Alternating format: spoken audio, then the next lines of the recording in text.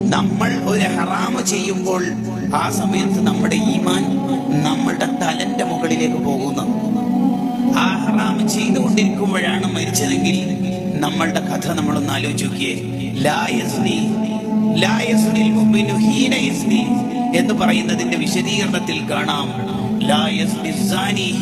എന്ന് പറയുന്നതിന്റെ താല്പര്യം ഒരാൾ വ്യഭിചരിക്കുമ്പോൾ അയാളുടെ ഈമാൻ അയാളുടെ ശരീരത്തിന് മുകളിലേക്ക് പോയിട്ടുണ്ടാവും. ഒരാൾ മോഷണം നടത്തുമ്പോൾ, അപ്പോൾ മോനെ നീ രാത്രി ഉറങ്ങാൻ നേരത്ത് സിനിമ കാണുമ്പോഴാണ് മരിച്ചതെങ്കിലോ,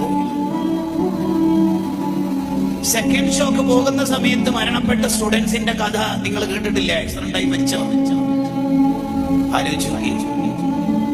ഏതൊരാൾ ഒരു തെറ്റ് ചെയ്യുമ്പോഴും ആ തെറ്റ് ചെയ്യുമ്പോൾ അയാൾ മുഅ്മിനാവൂല എന്നാണ് ആ ഹദീസിന്റെ താല്പര്യം.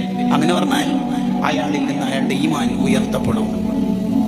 ആ ഉയർത്തപ്പെടുന്ന ഘട്ടത്തിൽ അയാൾ മരണപ്പെട്ടാൽ, ഭർത്താവ് വിദേശത്ത് പോയപ്പോൾ ഭാര്യ കാമുകനെ വിളിച്ചു വരുത്തിയിട്ട് വൃത്തികേട് ചെയ്യാൻ ഒരുങ്ങി. ആ ഒരുങ്ങിയ ഘട്ടത്തിൽ കാമുകൻ സൈലന്റ് അറ്റാക്കായി മരിച്ചത് നമ്മുടെ നാട്ടിലുള്ള സംഭവമല്ലേ? മോശമായ മരണം ഉണ്ടായാൽ ഇതുവരെ ചെയ്ത കർമ്മങ്ങളെ കൊണ്ടൊക്കെ എന്ത് ഫലം ഉണ്ടാവുക? ആ പേടി നമ്മെ എപ്പോഴും അലട്ടിക്കൊണ്ടിരിക്കണം. അതാണ് ഉസ്മാൻ ഇബ്നു അഫ്ഫാൻ റളിയല്ലാഹു അൻഹു പറഞ്ഞത്, ഒരു മുഅ്മിന് 6 കാര്യങ്ങൾ ഓർക്കുമ്പോൾ തന്നെ പേടി വേണം.